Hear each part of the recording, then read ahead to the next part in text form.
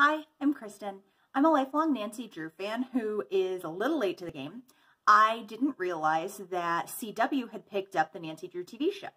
Last I heard, CBS had ditched it because it was too feminist. That might be an article that I read that was a little biased towards it, but I'm not sure that this is the way to go. Sexy reboot? Is that really what Nancy Drew needed? I'm really glad that they're picking it up and trying to reinvigorate her for the next generation, but I don't know what the kids are watching these days. Could they have picked something a little less gritty? I know that DC tried it, and as a viewer, that was more than a little disappointing, Wonder Woman notwithstanding. So I'm going to try to take it a little bit at a time. I know that I'm not necessarily the intended audience, as I'm a little bit older than most CW viewers, but I watched the first 2 episodes and I have some thoughts. So first thing, starting off with Nancy and Ned having sex, like right off the bat, scene 1, that's a lot. I know that, yep, sex sells. Probably were having sex in the books already. They just didn't talk about it. But I don't know. It just seems like a desperate ploy to get people interested right off the bat. And I think there's more to Nancy Drew than requires that. So the other thing is that after that, she calls for help, sort of, as soon as she finds a body. I get the fact that this is supposed to be after she's a teen detective, and that's all behind her now. But seriously, you have some sort of detective skills and you find a dead body and you literally just stand there and cry out for somebody else to help you. This is not the Nancy Drew that any of us knows. Whether she used to be a teen detective or not, get out your damn cell phone. Call 911, do something, but just standing over there like a helpless damsel in distress is not the Nancy Drew that we all know and love. It does make perfect sense that Nancy Drew is a suspect in the murder, though. I don't remember, has this ever happened in the books before? Obviously, she seems to be at the scene of a ton of crimes, but in the books, it always seems like, oh, it's Nancy Drew, thank God you're here. How has she not been a suspect before this? So I kind of like that realistic aspect of things. But then Horseshoe Bay, what the hell is that? It's River Heights. So I guess they like give us a bit of a nod or nudge, nudge, wink, wink, because she lives on River Heights Drive, and they show us that a couple of times. But for some reason, that's not doing it for me. I always had it in my head that River Heights was in Illinois, so I guess they wanted to move her closer to the coast for some reason. I don't know. Wasn't a fan. And then Parson Drew, what the heck? Now, I'm not a huge Scott Wolf fan.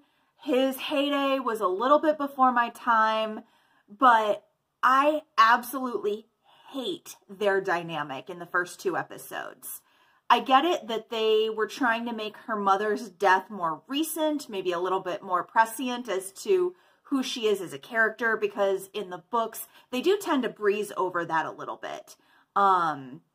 But this kind of goes along with the whole gritty, dramatic reboot type thing. They needed to create some sort of drama there. But I don't know. I guess I always really liked the Nancy Carson Drew dynamic where he trusts her, he supports her, they help each other out as needed, they use their connections mutually. And so to have this headbutting where they're just nasty to each other, and then he's a suspect in her book, like, I don't know. I just don't really feel like you can easily come back from that and develop anything along the lines of the relationship that they have in the books if we see her suspecting her own father of murder. Like, I'm not a psychologist, but that has to do something to a person's psyche. So we'll see where that goes.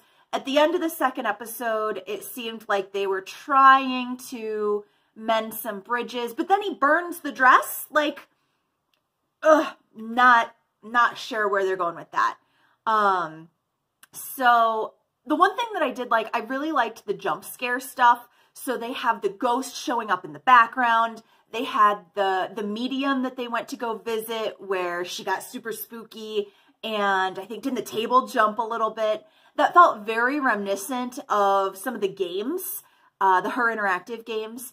And I read a bunch of the books, I think they were from the 80s, where they were like genuinely creepy and Nancy was in actual peril, being tied up. And I remember this book when I was a kid where somebody was getting ready to inject air into her veins to kill her. Like, the stuff that genuinely scared me, I think, was what initially kept me coming back to Nancy Drew over and over. So the fact that they don't shy away from that and do kind of bring in some of those jump scare elements, I think, is maybe a little bit more true to the series, the games. You know, that's something that the viewers, I think, will get on board with, new and old. So that was awesome. Now, thinking about that and the fact that the jump scares were something that I thought was appealing, I think that maybe instead of doing an overarching dramatic theme for the entire season, I'm assuming, it seems like a Buffy the Vampire Slayer approach would have worked better for this, where you do a monster of the week type thing, but then you build in the overarching story as they go. So, okay, we get it. You're not a detective anymore. You were a teen detective. So, you know, if you get in trouble, then this goes on your permanent criminal record as opposed to a juvenile criminal record. Which, side note, Ned is a convicted felon. Like, I don't know. I get it. It's a little cutesy to have the perfect boyfriend waiting back at home for you. But I'm not so on board with this.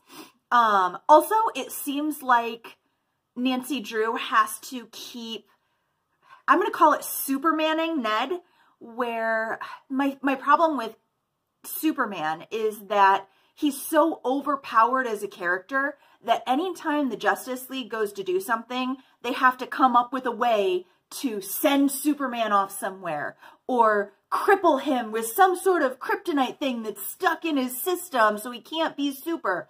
And I feel like that's what's happening with Ned already, only in the first 2 episodes. So, okay, he knows his way around a car, so he can give her the thing to unlock, you know, the car window, but she can't tell him what's happening because he has a record, and if he knows, he's complicit, so they don't want to get him in trouble. I'm just predicting, hopefully this is not a reoccurring thing, but I'm predicting they're going to Superman him a lot, because he seems a little more street smart, savvy than the Ned Nickerson that we know in the books. Also, I don't know, I do think the way that she talked about how he goes by Nick instead of Ned is cute. And then the apology to like, sorry, all the Neds out there, because that is an outdated name. So I think that's a good way to approach updating things for the modern audience, but still paying tribute to the original source material. So anyway, back to the Buffy the Vampire Slayer idea. So do a crime of the week. You know, if you have many crimes that you're solving, you can still build in the tension with her dad maybe, or, you know, the fact that she is a suspect for another crime. I just think it would break it up and make it a little bit more lighthearted, a little bit more accessible. From what I can tell, it seems like this has gotten mixed responses in the first part of the first season. I'm recording this right before they pick up the rest of the first season after the hiatus. So I think that they would probably get better reviews. It's about 50-50 at this point. And, you know, it would be something where people can tune in, get a good feel for things, figure out who Nancy Drew is, the fact that she does solve crimes and takes risks, but she's savvy. And I haven't seen that savvy just yet. And I think that's what I'm really looking for. So then on top of that, why is George absolutely the worst? Like, this is dynamic where Nancy did something to George, or rather didn't do something, an error of omission where she didn't tell people that George hadn't slept with this person. I don't know. That, I'm hoping gets better. I could see George being a lot of the comic relief here with her snarky attitude. That's great. I'm on board with it. I was kind of hoping George was gay, and I was bummed out when they showed that she was sleeping with the suspect. But then they did redeem themselves in my head when Bess got the phone number of, I think it was Lisbeth, the woman who was driving the truck from the morgue to pick up the body. That was an adorable scene, and I loved the tension between them. But then Ace is kind of an interesting character. I'm not sure what to do with him at this point. So I think that I like the dynamic of him being there. The fact that he is on the inside, he's an informant, but then is completely incapable of approaching Bess in a way that works. And, you know, kind of plays up the stupid, but then knows what's up. I don't know. I think there's potential for him. And I think they do need to pull in characters like that, because there is always someone on the outside coming into these cases, somebody that helps unexpectedly or does something suspicious, but then redeems themselves. So I have high hopes for Ace, but I hope he kind of loses the, like, idiot card. I would prefer that he make it known that he is competent and capable. But I did like the end of the second episode where he and Bess left the storeroom as friends. And they had kind of that cute exchange where she like, tone it down, buddy. So I did enjoy that. Bess still kind of holding out to see what's going on there. She's living in a van and supposedly living with a wealthy aunt. So I don't know. I get a weird Two Broke Girls kind of vibe from Bess. So maybe she'll play more into the comic relief. Really what I'm hoping for here is some sort of comic relief. This show is desperately missing that. So let's see. One thing that I also liked, I like that Ned is still kind of Nancy's side piece. One of my favorite parts of the books, and the games too, they hold to that, is that Ned's always left behind. He is very rarely actually on the case with her. And, you know, she calls him just to update him. Oh, honey, I'm okay. Or, you know, he'll ask a question and kind of plays the straight man who has no idea what's going on. So she has a reason to explain things to him, but then is completely independent, is loyal to him. It prevents Nancy from getting into romantic, you know, love triangles with somebody else. And I just really like what that did, where it made the stories focus on Nancy instead of the romantic aspects. Because I feel like that's overplayed. I feel like that's available in tons of other things. So let's go to Nancy Drew for the competent, capable, savvy young woman. And so I'm really hoping that this series sticks with that. I'm going to be super disappointed if it does move into like a relationship drama a la Riverdale type stuff. So those are my thoughts. I've only seen the first 2 episodes, so as soon as I upload this, I'm going to go watch the next 2 and then hopefully have some feedback there. I also got the Nancy Drew cookbook, so stay tuned because those recipes are fascinating and wonderfully outdated. So I have some plans to give that a try as well. So stick with me. I've got some cool content coming. Like and subscribe. I don't know. I'm a new YouTuber. Is that a thing? Do you say that on the first video? So, I don't know. We'll see. Talk to you later.